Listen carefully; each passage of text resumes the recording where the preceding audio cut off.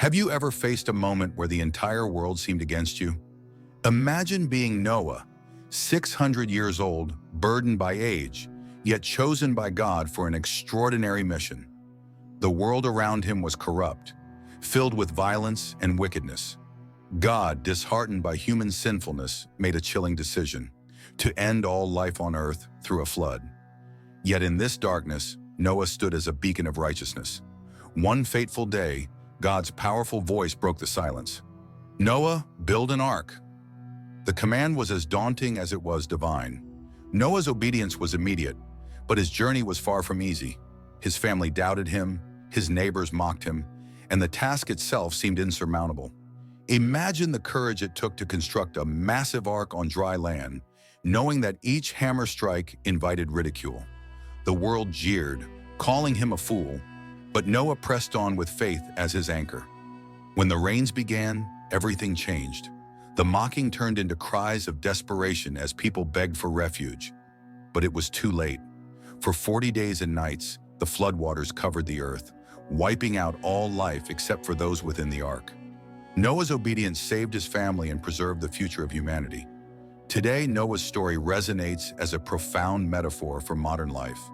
In a world often riddled with chaos and corruption, we too are called to build our arks.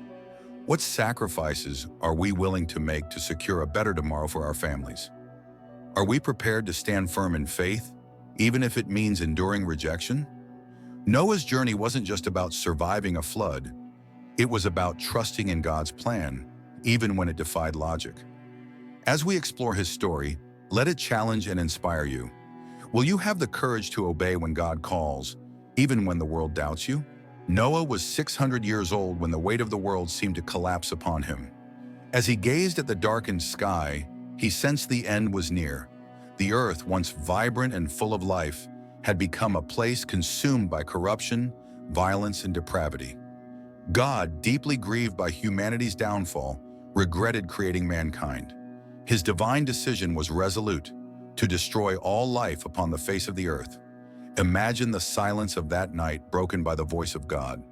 "Noah, build an ark." The command thundered like a storm, yet carried the clarity of purpose. God had chosen Noah, a righteous man in a corrupt generation, to preserve life. Though his heart was confused, it was filled with reverence, and Noah responded with obedience.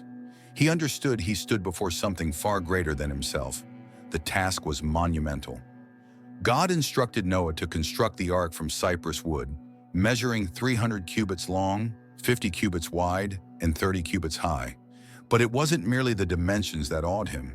It was the faith required to believe a flood would come to a place where rain was rare. Noah did not question, he trusted. As work began, Noah faced an even greater challenge: the disbelief of his own family. His sons whispered, "Has our father gone mad?" His wife, though loyal, couldn't hide her concern. "Noah, are you certain about this?" But it was the ridicule of his neighbors that weighed most heavily. They laughed and pointed as they passed his property, calling him crazy for building a massive boat in the middle of the desert. Yet Noah persevered. He reminded himself, "God commanded, and I will obey." With every hammer strike, he transformed doubt into conviction and despair into hope. He knew what he was doing seemed insane to others, but it was an act of unwavering faith. Noah wasn't merely building an ark. He was constructing a symbol of obedience and hope. The sound of tools at work echoed like a hymn in a darkened world. The ark began to take shape, an imposing refuge defying human logic. But the journey had only begun. The true test of his faith wouldn't just be building the ark, but enduring isolation, internal doubts, and nature's fury. Noah understood that the weight of humanity's future rested upon his shoulders. Noah began constructing the ark with determination, but the task was overwhelming. He had only his family to help, and the work demanded immense physical strength and emotional resilience. The project was gigantic, 300 cubits long, 50 cubits wide, and 30 cubits high. Each piece of wood placed was not only a step toward completion, but also a confrontation with doubt and adversity. The neighbors watched with disdain, pointing and mocking. "Look at the old fool. An ark in the middle of the desert? It barely rains here." The public humiliation was relentless. Former friends distanced themselves, considering Noah a man lost in delusions. Yet Noah pressed on, driven by an unshakable faith. The conditions were harsh. Intense heat bore down, strong winds made the wooden planks unstable, and at times critical pieces fell, forcing Noah to start over. His family, though reluctant, joined in the effort. His sons, Shem, Ham, and Japheth, poured their strength into the work, occasionally murmuring doubts. "Does this make sense, Father?" Noah, never wavering, replied with the same firmness, "God will give us strength. He chose us for this." Even when his own thoughts tried to betray him, he recalled God's powerful voice and his promise. Days turned into weeks and eventually months. Each hammer strike became a challenge to the world around him. For Noah, every nail driven into the wood was a silent prayer of trust and obedience. As the ark's structure began to take form, the mockery of the neighbors grew louder. "Noah, you're insane! Why waste your life on this?" Though the words stung, Noah found strength in his convictions.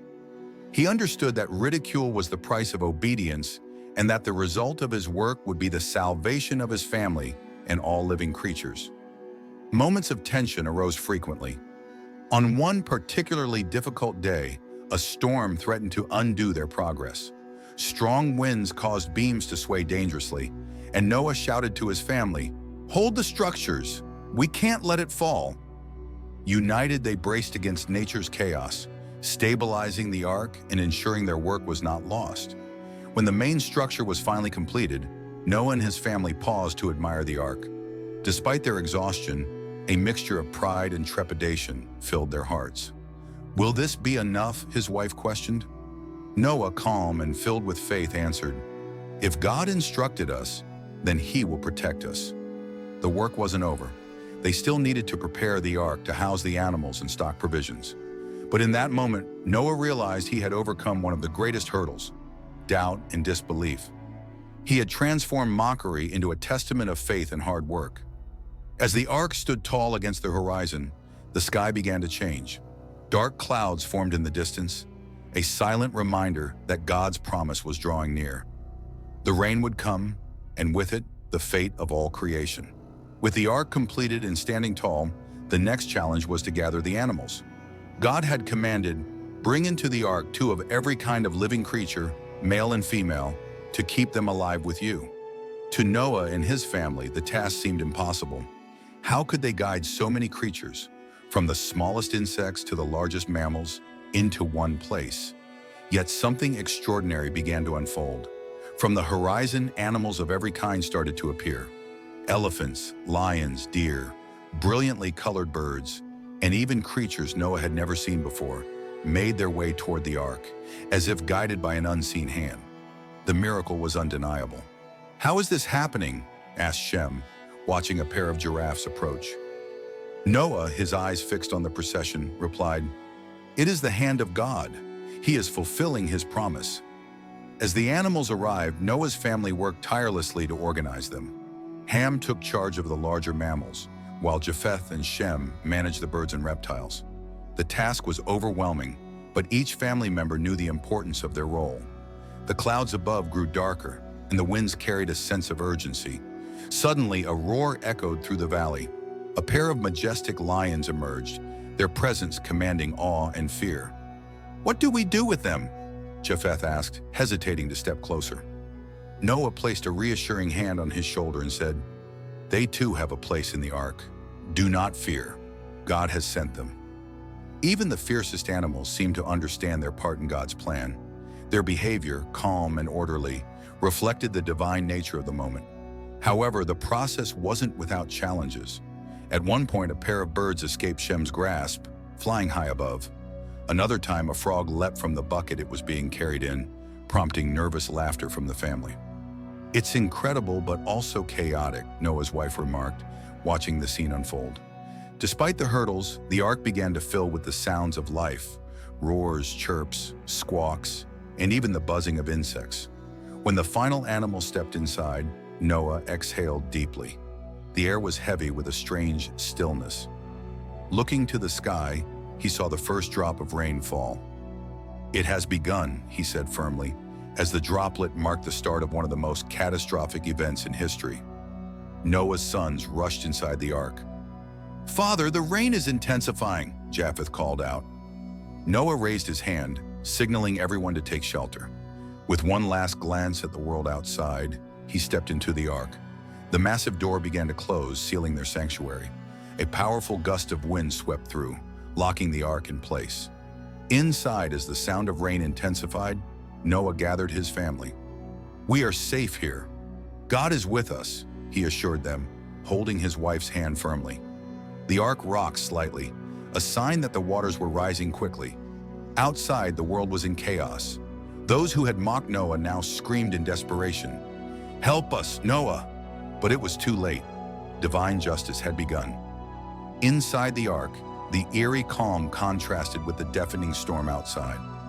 Noah's heart was heavy, yet his faith remained steadfast. He knew he had done all that God commanded, and that humanity's future was secure, even as the known world was destroyed. The rain began as a whisper, a barely audible patter against the ark's hull. But within hours, it turned into an unrelenting torrent. The heavens unleashed their fury, and the earth itself erupted with water from its depths. Inside the ark, Noah and his family felt the world disintegrating around them. The roar of the waters was deafening, punctuated by cracks of thunder and the groans of trees being uprooted and swept away. "The springs of the great deep have burst forth," cried Shem, clinging to the ark's wooden beams as it rocked violently. Noah, steadying himself, called out, "Stay calm. God will see us through this." The first hours were the most harrowing. Though the ark was built to endure, it felt small and fragile against the overwhelming force of the floodwaters. Each wave struck like a hammer, shaking the ark's interior and filling the family with unease. The animals, sensing the chaos, cried out, a cacophony of roars, chirps, and bleats that echoed through the vessel. "Father, will it hold?" Japheth asked, his voice trembling with fear. Noah placed a reassuring hand on his son's shoulder. "God designed this ark. It was made to withstand even this." The days began to blur together, each one marked by the endless pounding of rain and waves. Noah occasionally climbed to the ark's small window to survey the devastation. The world outside was unrecognizable. Mountains were submerged, cities had vanished, and the horizon was an endless, desolate expanse of water. Inside, life settled into a rhythm of necessity. Noah organized his family into shifts to care for the animals, clean the ark, and maintain stability. The constant activity provided a sense of purpose and distracted them from despair. Yet there were moments when the weight of their situation bore down on them. "The entire world is gone," whispered Noah's wife one night as the family gathered for a sparse meal. "Will we ever see dry land again?" Noah, his gaze steady, replied, "God has promised a new beginning. We must trust him." Amid the relentless storm, small moments of hope emerged. One morning, Japheth pointed out a flock of birds circling the ark. Their presence was a glimmer of life in the vast emptiness. For Noah, it was a reminder that even in the face of total destruction, life endured. But the trials were far from over. During one particularly violent storm, a colossal wave struck the ark, causing it to tilt dangerously. Supplies tumbled, and the animals panicked, their cries filling the air. Noah shouted, "Hold on! God is with us!" His firm voice brought a sense of order to the chaos, helping his family regain control. After 40 days and nights, the rain finally stopped. The once deafening sound of water crashing against the ark gave way to an eerie silence. The family gathered in the center of the ark, their faces a mixture of relief and exhaustion. Noah looked up toward the heavens and whispered, "Thank you, Lord, for your protection." The floodwaters remained, covering the earth in a vast ocean. Though the rain had ceased, Noah knew the journey was far from over. The ark continued to float aimlessly, and the family braced themselves for the long wait ahead. The rain had stopped, but the world outside the ark was still a boundless sea. Noah and his family lived in a suspended reality, where time seemed frozen. Days turned to weeks as they waited, hoping for signs that the waters would recede. The silence, which replaced the deafening storm, was an unfamiliar and unsettling companion. Inside the ark, life carried on. Noah kept the family busy with routines to maintain order. The sons cared for the animals, cleaned enclosures, and managed the dwindling supplies. "How much longer, Father?" Shem asked one morning as he gazed out of the ark's small window. Noah, calm and resolute, replied, "God's time is not ours. He will tell us when it is time." The weight of uncertainty hung over everyone, yet Noah remained steadfast in his faith. Every night he knelt in prayer, thanking God for his protection and asking for guidance. "Lord," he prayed, "we trust in your promise. Show us the way." After weeks of waiting, Noah decided to send out a scout. Opening the ark's window, he released a raven. "Go and see if the waters have receded," he murmured as the bird flew into the distance. Days passed and the raven did not return. Noah understood this as a sign that there was no land yet visible. Still hopeful, Noah sent out a second bird, a dove. The family gathered anxiously, watching it soar into the sky. Days turned into a tense wait. When the dove returned empty-handed, Noah sighed but did not despair. "Not yet," he said quietly. The earth was not ready. A week later, Noah released the dove once more. This time, the bird returned with a small olive branch in its beak. Noah's hands trembled as he held the branch. "Look!" Japheth cried. "It's a sign!" The family erupted in joy.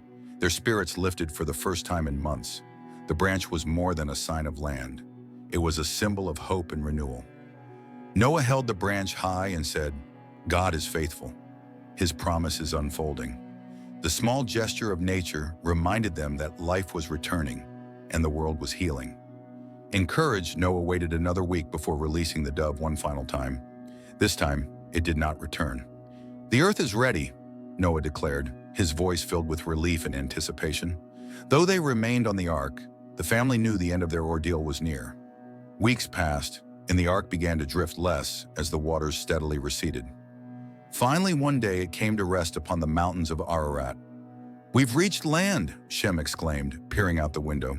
Though the ground was still too wet to walk upon, the sight of peaks breaking through the water was a moment of triumph. The family gathered, praying together in gratitude. "We have endured because of God's mercy," Noah said. "Let us prepare for the day when he calls us to step out onto the earth." The wait continued, but now it was filled with a sense of purpose. The ark, which had been their sanctuary through the storm, would soon open to a renewed world.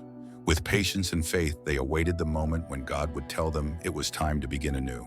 After months confined within the ark, the moment Noah and his family had long awaited finally arrived. The ark, now resting firmly on the mountains of Ararat, was surrounded by a landscape that had begun to emerge from the receding waters. The sky was clear, and the sun bathed the world in a golden light, signaling a new beginning. One morning, God spoke to Noah. "Come out of the ark, you and your wife, your sons, and their wives. Bring out every kind of living creature with you, so they may multiply on the earth and be fruitful and increase in number." Noah gathered his family, their expressions a mixture of anticipation and reverence. With great care, they opened the ark's massive door, which creaked as it swung outward, revealing the world beyond. For the first time in over a year, fresh air filled their lungs.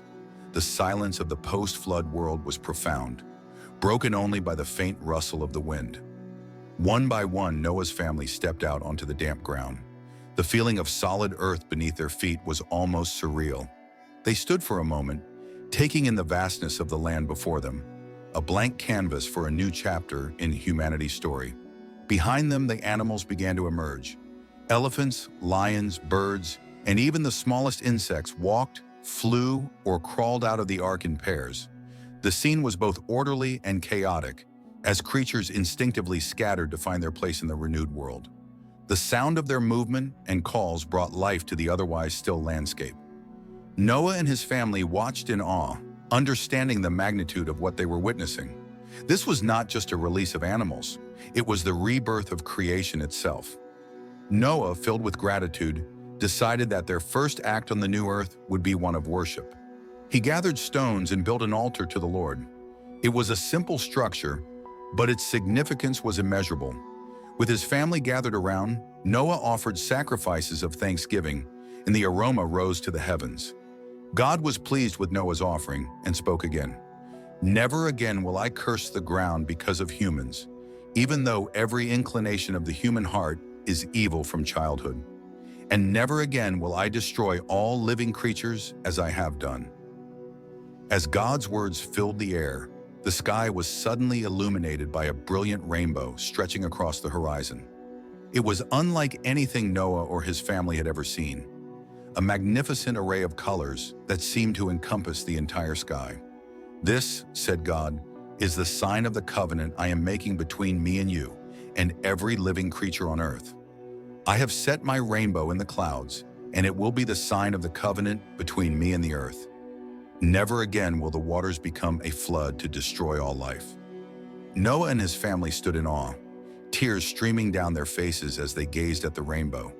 It was more than a promise, it was a declaration of God's enduring mercy and faithfulness. "Every time you see the rainbow," God continued, "remember my covenant with you and with all living creatures. It is a reminder of my promise to sustain life on the earth." With hearts full of gratitude, Noah and his family knelt in prayer, thanking God for his protection, guidance, and the chance to rebuild.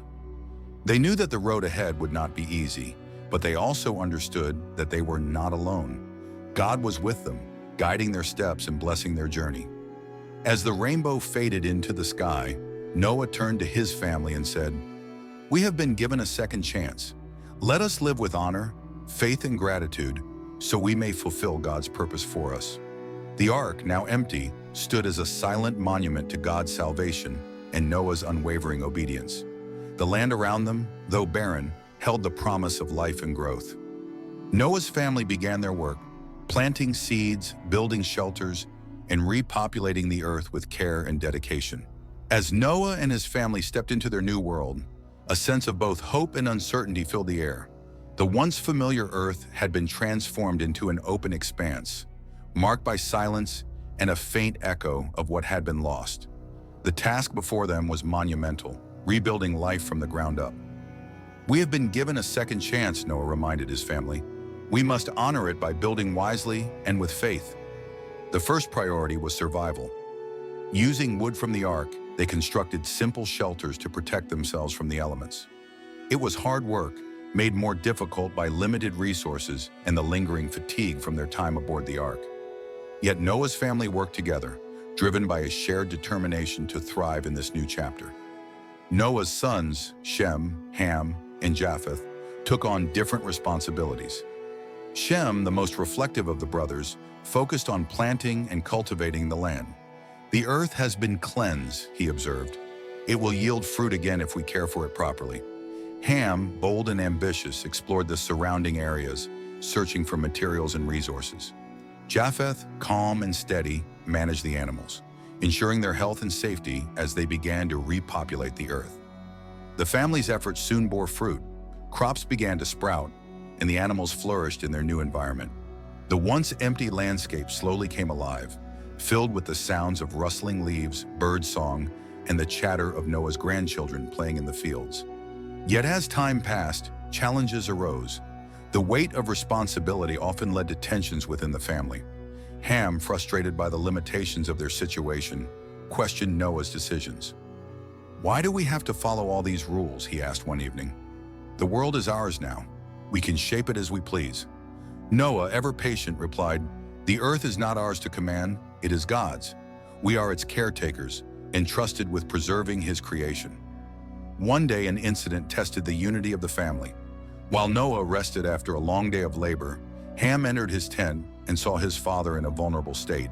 Instead of protecting Noah's dignity, Ham mocked him and told his brothers about what he had seen. Shem and Japheth, horrified by Ham's disrespect, took a cloth and walked backward into the tent, covering their father without looking. When Noah learned of Ham's actions, he was deeply hurt. Calling his sons together, he said, "Shem and Japheth have shown honor and respect. They will be blessed. But Ham, your actions have brought shame. Your descendants will serve their brothers." This moment marked a pivotal lesson for the family. Honor, respect, and obedience to God were not optional. They were essential for rebuilding a just and harmonious world. As the years passed, Noah became a figure of wisdom and guidance. He planted a vineyard and taught his family the importance of hard work and gratitude. The vineyard flourished, becoming a symbol of renewal and God's provision. However, even Noah, a man of great faith, was not without human frailty. One evening, he drank too much wine and fell asleep in his tent, leading to the incident with Ham. This served as a reminder to his family that even the most righteous are susceptible to weakness. "We must rely on God's strength, not our own," Noah told them later, "for it is only through him that we can overcome our flaws." Noah lived for 950 years, witnessing the growth of his family into nations. His sons and their descendants spread across the earth, forming the foundations of civilizations. Shem's lineage became known for their spiritual connection to God, Japheth's for their strength and prosperity, and Ham's for their resilience despite adversity. On his deathbed, Noah gathered his family one last time. "Remember the rainbow," he said, his voice steady despite his age. "It is the sign of God's covenant, a promise that he will never abandon us. Live with faith, honor, and gratitude, so that this new world may flourish." When Noah passed, he left behind not only a family, but a legacy of obedience, faith, and resilience. His story became a guiding light for generations, a testament to the power of trusting in God's plan, even in the face of unimaginable trials. The rainbow continued to appear in the sky after every storm, a reminder of God's promise and Noah's unwavering faith. It stood as a beacon of hope, urging humanity to live in harmony with one another and with the Creator. As the years turned into centuries, Noah's story became a cornerstone of human history. His life of faith, obedience, and resilience left a legacy that resonated far beyond his time. His descendants spread across the earth, forming the roots of nations, cultures, and traditions. Yet the lessons from Noah's journey remain timeless, a beacon of hope and a guide for navigating life's challenges. The rainbow, a symbol of God's covenant, continued to appear in the sky, connecting heaven and earth. Every time it stretched across the horizon, it reminded humanity of God's promise. Never again would he destroy the earth by flood. It was a sign of mercy and faithfulness, a reassurance that even in judgment, God's love prevailed. Noah's story taught that faith requires action. When God commanded him to build the ark, Noah did not hesitate or question the seemingly impossible task. His unwavering obedience, even in the face of ridicule, demonstrated the power of trusting in a purpose greater than oneself. His actions not only saved his family, but preserved the continuity of life on earth. As humanity grew, so did the challenges. People faced their own floods, hardships, doubts, and trials that tested their faith. In these moments, the story of Noah reminded them to persevere, trust in God, and work toward a better future, even when the path was uncertain. Noah's family carried forward his lessons. Shem's descendants maintained a spiritual connection to God, becoming the ancestors of the Hebrew people and the lineage through which God's ultimate promise, the coming of a Savior, would be fulfilled. Japheth's lineage expanded into mighty nations, embodying growth and prosperity. Ham's descendants, despite the weight of Noah's rebuke, contributed to the rich diversity and resilience of humanity. The ark itself, left behind as a silent monument, became a symbol of salvation and preparation. It was a reminder that God provides a way through every storm, but it is up to humanity to heed his call and act in faith. Reflecting on Noah's life brings a question for every generation. How do we respond to the challenges and calls that God places before us? Do we, like Noah, build our arks of preparation, faith, and obedience, even when the world around us doubts or mocks us? Do we look for the rainbows in our own lives, reminders of God's mercy and promises? Noah's story also reveals the importance of honoring God in all things. His first act upon stepping out of the ark was to build an altar, offering gratitude and acknowledging the Creator's sovereignty. This act of worship set the tone for humanity's new beginning, showing that every fresh start must be rooted in reverence and humility. The enduring message of Noah's life is that every act of faith, no matter how small or daunting, contributes to a greater plan. Each choice to trust, to act, and to honor God can shape the future in ways we may never fully see. Noah's obedience not only saved his family, but also ensured that life on earth could continue, a legacy of eternal significance. As we look to the sky and see the rainbow after a storm, may we be reminded of Noah's faith and God's enduring covenant. The rainbow is not just a promise to Noah and his family, it is a promise to all of us, a sign that even in our darkest moments, there is hope, renewal, and the assurance of God's presence. And so the story of Noah ends not in destruction, but in restoration, a reminder that with faith, humility, and obedience, we can navigate even the greatest of trials and emerge into a brighter, God-ordained future. Noah's story is not merely an account of destruction and rebirth. It is a profound reflection on obedience, faith, and the impact of our actions during times of crisis. Through his unwavering devotion to God, Noah showed us that even when everything around us seems lost, there is hope for those who trust in the divine plan. The rainbow that appeared after the flood was not just a promise to Noah and his family, but a universal message to all humanity.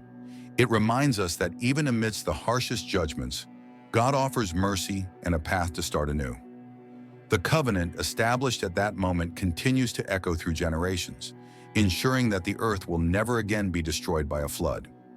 In today's world, we face our own floods, global crises, personal challenges, social injustices, and a world often lost in its own corruption.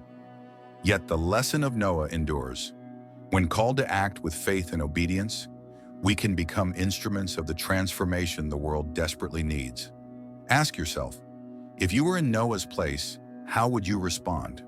Could you endure the disbelief and ridicule of those around you, all to fulfill a higher purpose? Noah's faith inspires us to build our own arks, acts of courage and preparation for difficult times, protecting those we love and upholding the principles we know to be right. Noah's sacrifice and obedience resulted in a new beginning for all humanity. Similarly, our choices, whether great or small, carry the power to shape future generations. What are we willing to sacrifice today to secure a better tomorrow for our children and grandchildren? The promise of the rainbow remains alive, as does the call to live in obedience and reverence. Every time we look to the sky and see the colorful ark, we are reminded of God's covenant with us, the assurance that He is faithful and will never abandon us. May Noah's story encourage us to be people of faith in uncertain times, to stand firm in our values, and to remember that even in the darkest storms, God's light always shines. And as you reflect on Noah's life, ask yourself, what are you building today that will serve as a refuge for the future? What ark are you constructing to protect what is sacred? Remember, every act of obedience, no matter how small, can be the foundation of a divine new beginning.